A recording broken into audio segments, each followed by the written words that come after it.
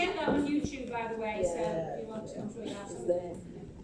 Phonics can be quite, when you think about teaching very young children letter sounds, it's quite a dry topic, so it's really important that we make it fun to engage the children, so they're learning without actually learning. So as the children become more confident, then they begin to read many simple words. So already in the classroom, children are picking up words that are on the walls or on the boards and are starting to tell us what they say, which is huge. So they begin to read very simple words with 3 sounds by sounding them out and blending the sounds. This method will then enable them to read longer words. So although phonics is fantastic, eventually these children will come across huge words that they can't use the phonics for, so they have to have other strategies. So one of them is chunking, so chunking the sounds, split the word up and then put it together. I even do that now when it's a strategy for life really. I do that now. If I come across a word that's unfamiliar, I chunk it to then be able to pronounce it. So we've got stamp, e, bl, ak, black.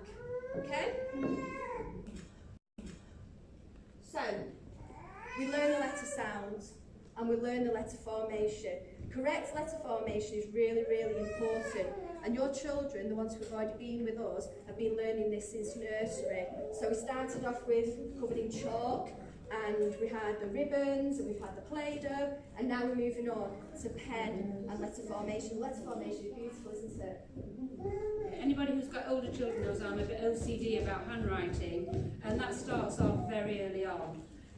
So it's key. So if the children are not forming the letters correctly in reception, we make a focus on that, don't we? And I think they have a rhyme with each letter. Yes, we have. So I listen to my rhyme. That's read writing. So what we'll do is I'll send that home for you. I'll send the rhyme home as well. So we've got for the mountain, you have a little girl called Maisie, and there's 2 mountains. So for M, we've got Maisie, the 2 mountains. So it's Maisie, mountain, mountain. So we'll send that home so we're all speaking the same language.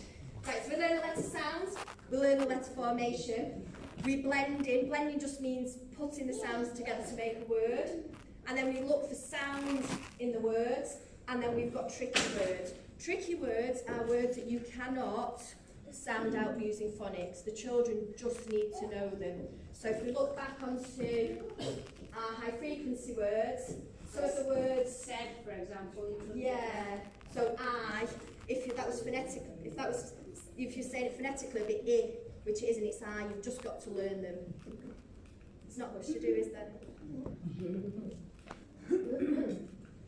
Okay, so phonics here, Jolly Phonics. We have that. If you type into YouTube Jolly Phonics Phase 2, that will bring up those sounds. Some of your children are ready for Phase 3, so we will let you know. There is a Jolly Phonics Phase 3 sounds as well. So our reading schemes, we use a variety of reading schemes. The main reading scheme is the Oxford Reading Tree. And in the Oxford Reading Tree, there are characters. So some of you will have had these books home last year. It's really important that these children know who these characters are. In the sentences, in the very first books that we send home, those words will appear in that book. And if you recognise those words, then you're well on your way to being able to read a book. Do you want me to, would you like a chair? No. Are you sure? Okay, so we've got Kipper, Big, Jim, Floppy, Mum and Dad. I've been through the whole reading scheme. My son's now 15.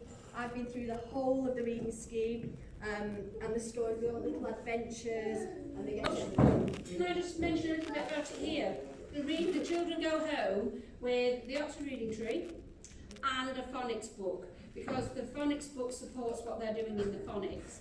Oxford Reading Tree is not a phonics scheme, it's more about knowing the key words and giving you as parents the opportunity to talk about the book, because what we'll come to later is decoding is only the first part of reading. It's all about comprehension really, that's what we want. We're just giving them a skill to be able to understand what they're reading. And we have a phenomenon that there are some children who we have taught the skills, but because they've not had enough opportunity to talk about what they're reading, because this is where you really come in, because we haven't got time to spend hours with each child talking about a book.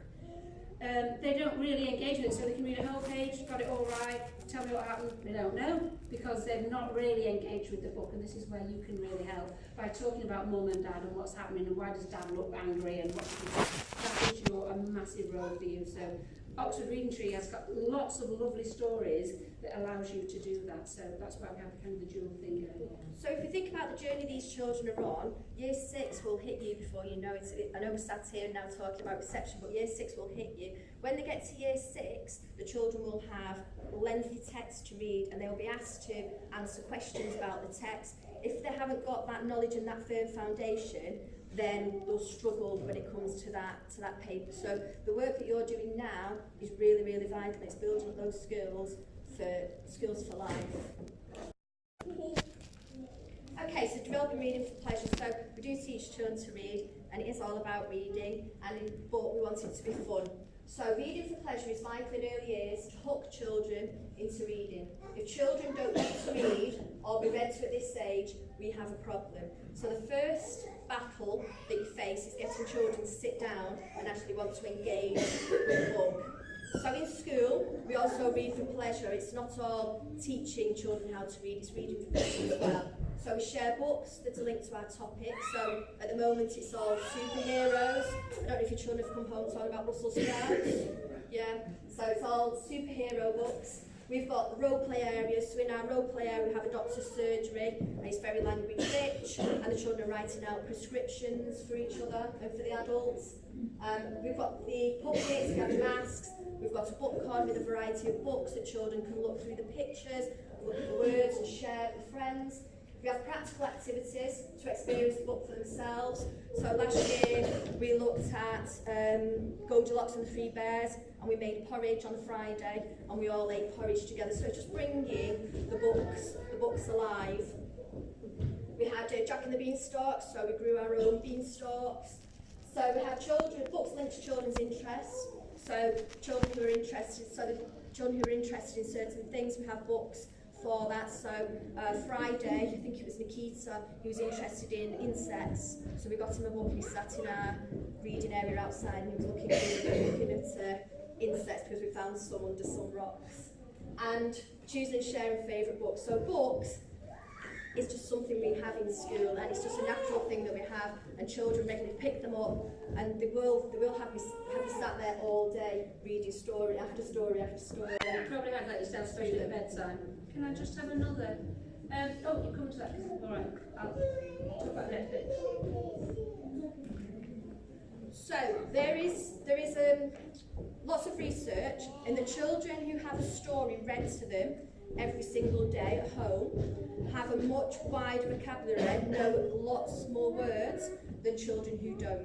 There's a massive difference. It's over millions of words. Well, if you think about it, if you read to your child every night, by the time they come to school, they've probably heard 1,000 books, as opposed to the child that's not had any. And you can imagine the difference that makes to that child. And actually, we see it because we have the overview of a lot of children. There's a stark and I think pretty tragic gap between those children that have heard a lot of books and hear a lot of books and the ones who don't. And it grows and grows as they get older. So this is where we really value your support, because we try and bridge the gaps, and we can do a lot, but we can't do it all. That you are the ones who can really help us with that. And we don't underestimate how difficult it can be. We're all incredibly busy. So Mrs. Harold's got children who are now adults. I've got Ben and Grace. So Ben's 15, Grace is 12. And I remember having Ben and having all the time in the world to sit and do all the nice things. And then Grace arrived, and then it changed. And I remember sitting with Grace, waiting for Ben at the gate, waiting for Ben to come out, and then sitting and reading with Grace. So every opportunity I had, grabbing those 10 minutes just to make sure that she didn't fall behind. Or even at tea time, while you're waiting for your tea to cook, just sit down and go through the reading book. So it doesn't have to be a set time every day, but those 10, 15 minutes a day